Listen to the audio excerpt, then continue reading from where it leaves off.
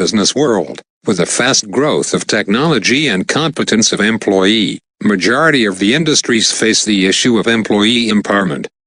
Inability to take quick decisions and not exploring the full potential of an employee.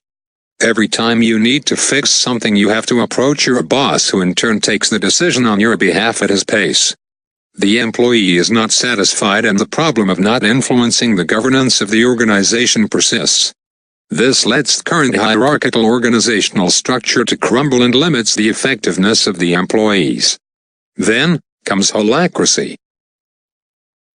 It all started in an organization called Ternary Software, where the founder was experiencing organizational structure dissonance. This gave birth to Holacracy, where everyone manages themselves instead of being governed every time by someone.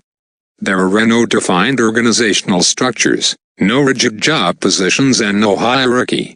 So what does any of the above imply to? Let us look at an example. Suppose there is a sales representative. Let's just name him as Russ at ABC Limited, responsible for sales of technological products, in a remote area, to high-end home customers. His main responsibility involves around managing sales and product prove-outs, and has to sell through a B2B model seeking support from various functions in the company.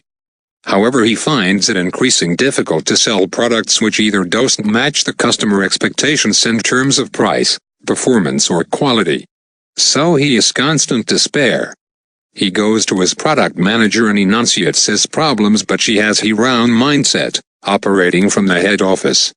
He goes to his boss, who also is geographically far off from him and doesn't address his issues. Russ always faces these issues where his concerns are not voiced. His position comes in the way of his performance. But in holacracy, job positions become job roles where Russ would take responsibility of things he likes to work upon or face issues by forming circles with various individuals to address the issue of product design and performance. Everyone in the circle has equal empowerment and responsibility. Also, the circle is not fixed and not governed by any. If anyone thinks they can provide an input, would be free to join the circle. Hence, no one is limited by their positions to participate in the organization's progress. Now Russ feels that the prices are very high, and they mutually decide to reduce the profitability on the products. Though the decisions are independent and autonomous, they have to be in line with the constitution of holacracy in the organization. So if there is a set benchmark of profitability figures in the constitution, the circle cannot go forward with decisions against it. This forms an irony to the fact that holacracy is ideally self-management. So Russ can take his decisions with no intervention and take up roles as per his liking. This is termed as making decisions closer to work empowerment and taking decisions. Another example. An online retailer named Zappos implemented holacracy in 2015 with an aim to remove challenges in leadership management. They tried to answer the question of what leaders actually wanted from an organization. So they stumbled upon reliability and adaptability. Holacracy facilitated both of them. In holacracy, they are circles. Within them, individual roles are collectively defined and assigned to accomplish the work.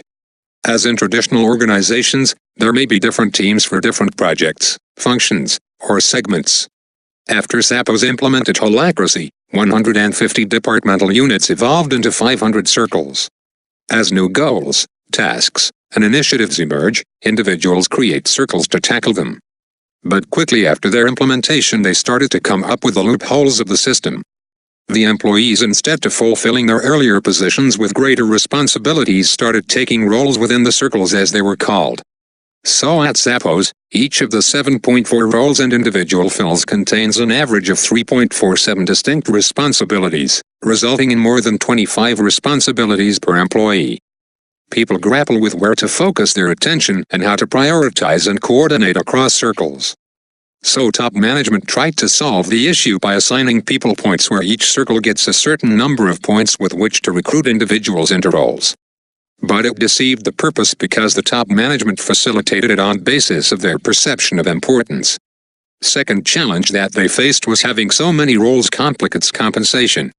For instance, what would you pay someone who divides her time between developing software, working on marketing strategy, and planning events?